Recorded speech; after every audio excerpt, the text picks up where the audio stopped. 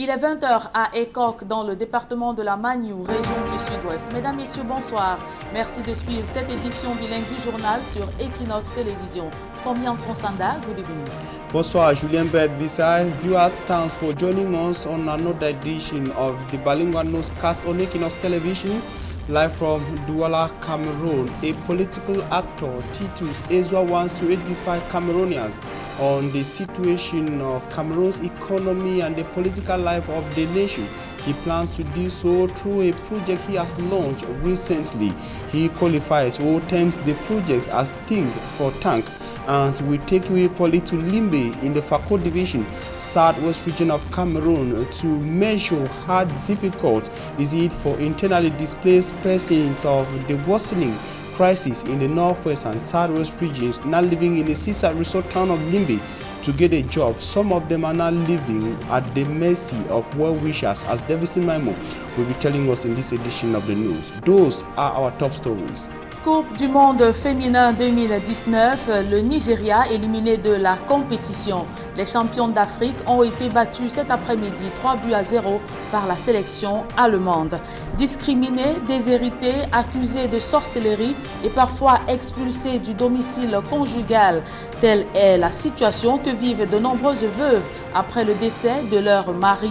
Elles ont saisi l'occasion de la célébration de la Journée internationale des veuves ce 23 juin pour faire entendre leur voix. Mesdames, Messieurs, voilà pour le sommaire. Les détails ici dans un instant.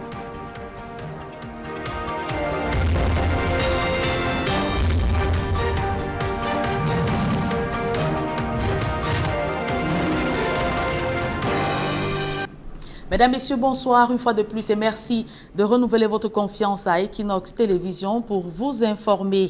CAN 2019, le Nigeria s'impose devant le Burundi, 1-0. Nous y reviendrons dans nos prochaines tranches d'informations.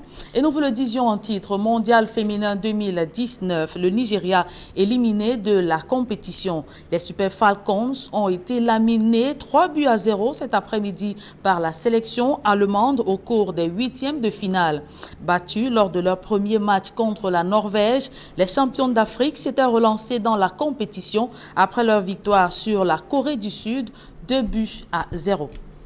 Et toujours en sport, prenons la direction du Caire. Arrivés tard dans la nuit, les Lions indomptables ont effectué leur première séance d'entraînement ce matin. Juste quelques exercices physiques, question de reprendre les formes, le long voyage d'hier. Ambiance de cette séance d'entraînement avec nos envoyés spéciaux, Aïk Cyril et Séverin Tchouban. C'est une petite séance de mise en forme, les Lions indomptables du Cameroun qui sont sortis de l'hôtel tout à l'heure pour cette petite séance. Un stade construit juste à côté de l'hôtel Mercure où logent les Lions indomptables du Cameroun. Les poulains de Clarence Seedorf sont arrivés en pleine nuit ici à Ismaïlia. Après ce long voyage, la séance de ce matin, c'est une petite mise en forme juste pour se ressourcer. Il faut retrouver les énergies, les muscles doivent retrouver la pleine mesure de leur forme. Donc les lions qui vont pendant quelques instants faire des étirements, des exercices physiques, des petites projections avec en filigrane bien entendu le match du 25 juin prochain contre la Guinée-Bissau. Ce sera à 19 h au stade d'Ismaïlia, 19 h d'Ismaïlia mais 18 h du Cameroun.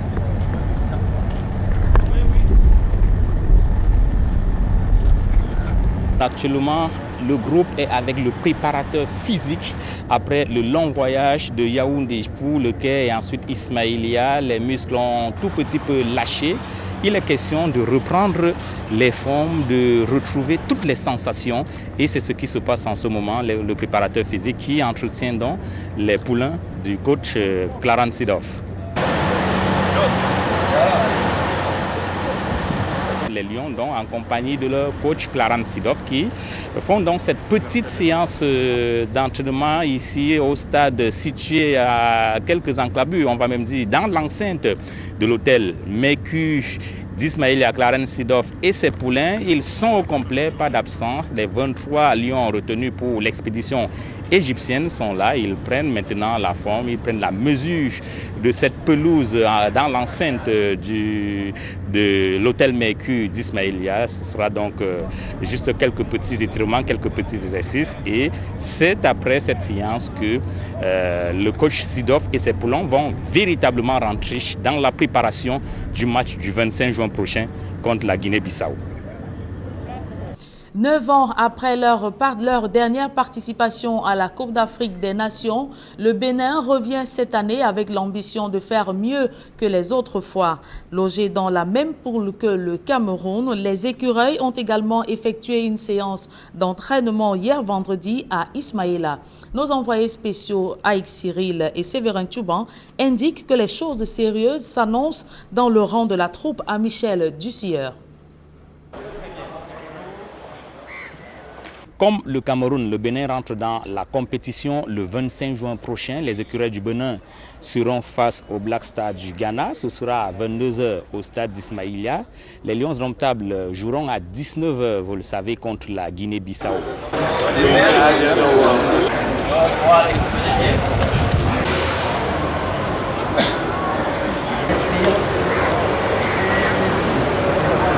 Le Bénin prépare déjà cette première sortie contre les Black Stars du Ghana. Ici, à l'ancien stade du canal de Suez, les Écureuils du Bénin, sur la houlette de Michel Dussieur, le sélectionneur national, préparent donc cette rencontre. La séance d'entraînement a démarré en mini-nocturne, on va le dire ainsi, parce que la rencontre elle-même est prévue en nocturne, je vous l'ai dit, à 22 h. Voilà, c'est ça. Normalement, pied d'appui dans chaque case en dehors, mais dans chaque case, c'est ça. Il en reste 2, c'est bon. Ça choque. Quelques exercices physiques, quelques petits projets tactiques que le coach est en train de mettre sur place. Donc, les Écureuils du Bénin qui préparent donc cette rencontre contre les Black Stars du Ghana. Ce sera le 25 juin prochain. Super. Parlons de toute autre chose à présent. Des millions de veuves sont discriminées, déshéritées et parfois accusées de sorcellerie après le décès de leur époux. À la faveur de la Journée internationale des veuves qui se célèbre ce 23 juin 2019, ces femmes en détresse, au cours d'une causerie éducative organisée à Douala, sont revenues sur les lois qui encadrent leurs conditions de vie. Innocent Abega et Gladys Sidi. Les veuves sont des femmes dont les maris sont décédés. Pour plusieurs d'entre elles, cette séparation physique marque le début d'un long calvaire. Certaines sont soumises à des pratiques de deuil et à des rituels funéraires qui mettent parfois leur vie en danger. Si on a pris le temps de dédier une journée pour la veuve, c'est qu'il y a des problèmes. C'est aussi l'occasion pour nous d'être dans cette journée de deuil en ayant une pensée pour les veuves de ces soldats qui sont tombés. Et c'est l'occasion pour nous de dire aux Camerounais et aux Camerounaises que les veuves ont beaucoup de problèmes et des problèmes spécifiques sur lesquels il faut se pencher. Après le décès de leur mari, de nombreuses veuves sont contraintes de se battre pour leurs droits et ceux de leur progéniture. Les textes encadrant leurs conditions étant limités. Les textes sont là, mais l'harmonisation reste toujours une difficulté pour sa mise en œuvre effective. Devant les juridictions, certains magistrats ne le font pas parce que ce n'est pas intégré dans la loi. Donc, ce n'est pas tout de signer, de ratifier. Il faut l'harmonisation, il faut la vulgarisation. Le gouvernement fait des efforts pour les protéger en ratifiant des textes de promotion et de protection des droits de la femme. De manière particulière, des textes qui garantissent aussi les droits des veuves. Il revient maintenant aux veuves de s'informer, de s'éduquer pour s'approprier ces textes, afin que toutes les actions qui sont mises en place puissent avoir des résultats positifs. Parce que malgré tout ça, on constate que les veuves continuent d'être marginalisées. Pour faire passer le message sur les droits des veuves et la conduite à tenir, elles se sont constituées en association. Il y a beaucoup d'ignorance. Les femmes ne connaissent pas leurs droits, comme Madame la déléguée disait. Mais nous nous efforçons à faire des séminaires, à faire des formations, ainsi que des causeries éducatives. La Journée internationale des veuves, qui se célèbre le 23 juin de chaque année, vise à éduquer les communautés sur les besoins des femmes vulnérables telles que les veuves. Et pour cette 9e édition, le thème retenu est « Respecter la dignité de la veuve, combattre toute forme de violence à son égard ». Le consul du Nigeria à Douala plaide pour le renforcement de la coopération entre son pays et le Cameroun dans les domaines de la culture, l'économie et le tourisme. Il estime que cette coopération peut davantage accentuer le développement des deux pays de la sous-région, voire dans le continent africain. Plus de précisions dans ce reportage de Dani Warenze 2 et Xavier Foka. Le Nigeria et le Cameroun entretiennent de fortes relations, marqué par des facteurs à la fois géographiques, historiques, culturels et surtout économiques. Les sociétés nigérianes sont établies ici. Il y a des milliers de Camerounais qui font des affaires au Nigeria. Mais nous souhaitons aller au-delà de ça. Il y a plusieurs autres choses qui nous unissent au-delà de la politique.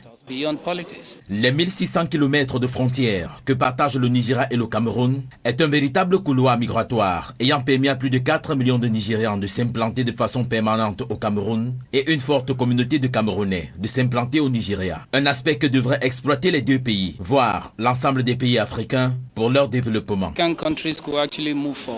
Les pays africains peuvent aller de l'avant, faire des affaires, croire en nous, créer un environnement dans lequel nous devons tous nous sentir confortables, soit pour des affaires ou faire des découvertes. Il n'y a aucun bel endroit que nous n'ayons ici en Afrique. Le consul du Nigeria à Douala estime qu'il est grand temps que les pays africains qui regorgent assez de potentialités écrivent et racontent leur propre histoire pour leur développement. Nous sentons qu'il est grand temps que nous racontions notre propre histoire, que nous exploitions les opportunités que nous avons, que nous nous équipions, que nous commencions à croire en nos potentialités, car ceux qui estiment que nous ne pouvons rien faire se trompent sur toute la ligne. C'est dans ce contexte que s'est ouvert à Douala la seconde édition du Forum Nigeria-Cameroun pour le commerce, le tourisme et la culture, avec pour objectif promouvoir les opportunités pour le développement.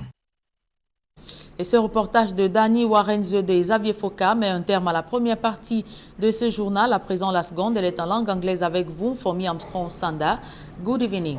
Bonsoir, this is Julien, and viewers, thanks for staying with us in this second segment of news in the English language. A Cameroonian political actor, Titus Iswa, wants to edify Cameroonians on political and the economic situation of Cameroon. He plans to do this through a project he has just launched. The project is codenamed Think for Tank. Emine Luga tells us more. Preventing Titus Iswa didn't hold him back from realizing his goal. Officially supposed to be inaugurated in a local hotel in Yaoundé, his goal was cancelled by the divisional officer of the Yaoundé Tree Council area. The Think Tank project was, however, inaugurated in his home, a project which will promote political and economic analysis, a project which, at the long run, will also welcome proposals. On voudrait que ce soit un site où on peut puiser le savoir. We want it to be a site to promote know-how in current life, especially in Cameroon of today with challenges. And in the site, you could chip in and learn from others. Au Cameroun aujourd'hui, comme on a ce genre de problème qui nous taraude le sujet. Though perceived by political observers as an initiative which could boil down to a political party, the project initiator brings clarifications as he re-echoed that a better foundation for the creation of a political party should be as a result of past occurrences and should as well be well taught. Titus Iswa, being the thinking brain of the project, guarantees flexibility which should embrace fresh minds and ideas from others. Il faut éviter, n'est-ce pas, les restrictions des partis politiques. It's important to avoid political party restrictions, but as a free mind, I could chip in like any other member of the project, a contribution. Dont l'un et l'autre, l'un n'exclut pas l'autre. It's therefore another page on which will be inscribed subsequent political moves of the said political actor. And within the disturbing political, especially within the context of the crisis in the northwest and southwest regions of Cameroon, some internally displaced people of these crises who are living in Limbe in the Fako division, southwest region of Cameroon, say finding a job for them is an uphill task. They spoke to our reporter Davison Maimon, and equally indicated that they now live in the city of Limbe at the mercy of well-wishers. His report. Surviving as an internally displaced person is not an easy task, especially for the young girls who can easily be exposed to unwanted pregnancy and sexually transmitted diseases, STDs. Some of the IDPs are living 5 in a single room, others 10 in a room. Finding a job to occupy themselves and earning a living is more of survival of the fittest, coupled with the high unemployment rate hitting the country.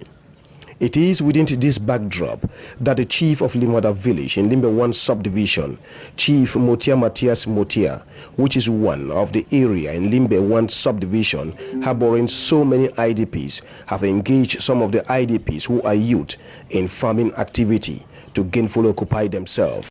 Chief Motia Matias says, with just little capital injected, since the village has hectares of land, these IDPs have been able to gainfully occupy themselves in the cultivation of maize. So this one is part of activities to see how we can empower the youth, bring them together, especially the ones that they don't come from far distance because of the trouble faced between southwest and northwest.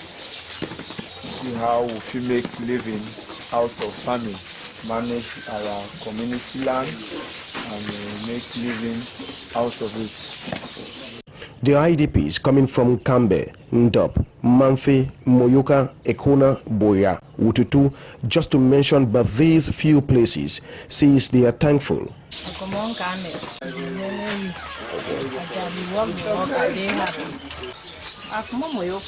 The work will help my family yesterday. Moyoka. As a family for us, we are headed. Yeah, I come out for Boya.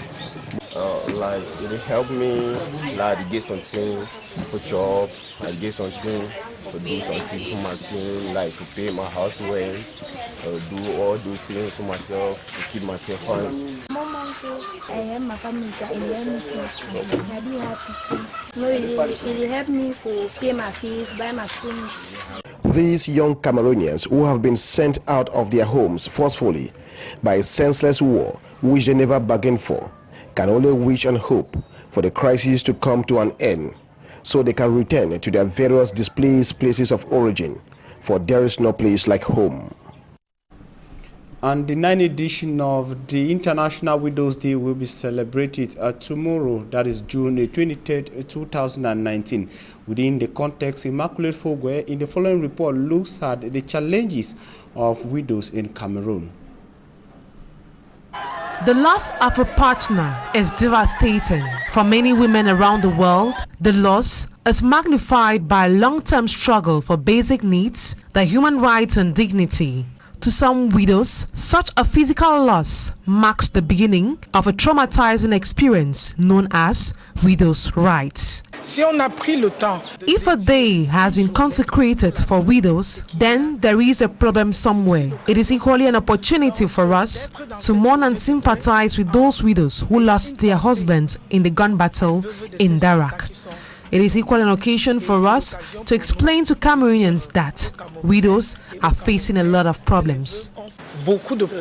After the death of their husbands, many of these widows are constantly fighting for their rights and that of their children. The text concerning the rights of widows is clearly written but not fully respected.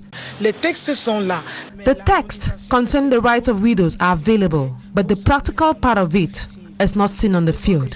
In front of some jurisdiction, certain magistrates do not respect them because it is not integrated in the law. Le gouvernement fait des efforts The government of Cameroon is putting in efforts to protect the rights of widows by ratifying the text that protects their rights. It is now left for these widows to know about their rights so that all the actions put in place will have a positive reaction. In order to help enlighten most of these widows, associations have been created with a goal of sensitizing most of these women on their rights. Most women don't know their rights. That is why we are holding seminars and educative talks so as to enlighten them. The International Widows' Day, celebrated every 24th of June, is an opportunity for widows to be educated in their different communities on their basic rights. The theme of this 9th edition is respecting the dignity of the widow and combating every form of violence. Cameroon yesterday observed a national day of mourning in honor of 17 soldiers who fell in a locality of Darak in the Logon-Shari division, far north region of the Cameroon, within an attack of the Boko Haram terrorist group. Activities were organized in regional chieftowns where some of these soldiers were supposed to be buried. In Yaoundé, Cameroon's political capital, the main activity or the head of state's message of condolence to the bereaved families was presented by the secretary, that is minister delegate at the presidency of the Republic of Cameroon in charge of defense, Joseph Betia Sumo, in the presence of some state dignitaries as well as religious leaders. At the end of the event, we captured the opinions and views of some of the religious leaders who are present at the military headquarters in Yaoundé. Take a listen. Our soldiers are fighting against Boko Haram, a terrified movement, very dangerous for the people and humanity. So we are proud that these young people accepted to fight against these enemies to preserve our nation, our territory, and the peace in the world. So that we came today, as the head of the state called us to have this day, we came to pray and to sustain the spirituality of these fighters, that our soldiers. We say that in the name of Christ, of the God, as we are fighting against the enemies for preserving the peace, we say that we will win. We will win. So courage to those who are doing it. Our solidarity to the families who are suffering of the loss of one of the member. Our solidarity for the armed forces is a very hard period for them. We are sustaining them fully in the prayer and in humanity. The message is the message of peace. We have prayed to Almighty Allah God to give us peace, and by His grace to be very merciful to our fallen soldiers who died on the field of honor, protecting the integrity of the nation, fighting for the sovereignty of our dear fatherland, Cameroon. It's a lesson, a teaching from them for patriotism. Everybody, every one of us must love his country. The love of our nation is also having faith in Almighty God. Today is a special day. It's also Friday in which we are offering prayers to God in congregational prayers. We ask peace, safety, security, unity, reconciliation for our country, Cameroon. In Douala, the littoral region, a similar event equally took place at the Douala Naval Base. And at the end of the ceremony in Douala, we spoke to the governor of the littoral region, Samuel Dieudonné Ivahadibois. This ceremony has been done referring to the decree signed by the head of state and making us to be all Cameroonian at the same time. we have this flag ceremony. We have also the mortuary ceremony that we are going to do, because an element of this Marine have been shot there, and we are going to accompany him. The head of state wants us to feel as belonging to one nation, one common nation, and now to defend also this nation.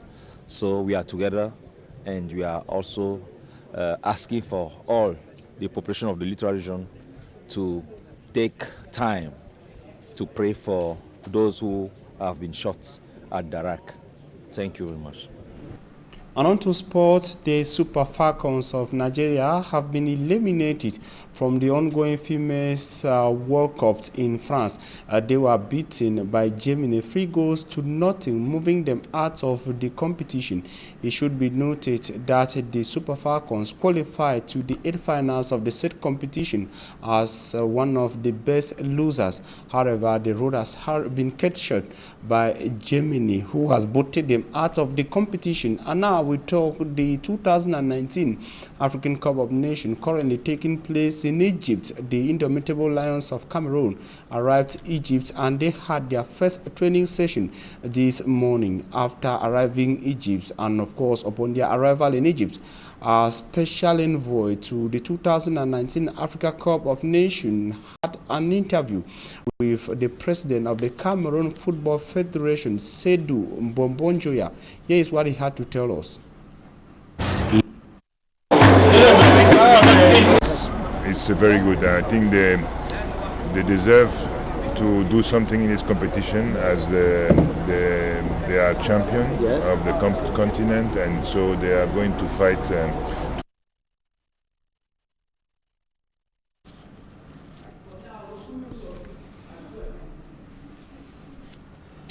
And of course, we shall be coming back to that element in subsequent edition of the news on Equinox Television. And it is with that we'll put an end to this edition of the 8 p.m. bilingual newscast on Equinox Television. We thank you for your kind attention. We are wishing you a happy weekend. Julien, have a nice evening. Vous également, passez une agréable soirée. Fomi Armstrong Sanda. Mesdames et messieurs, c'est la fin de cette édition bilingue du journal. Merci de l'avoir suivi.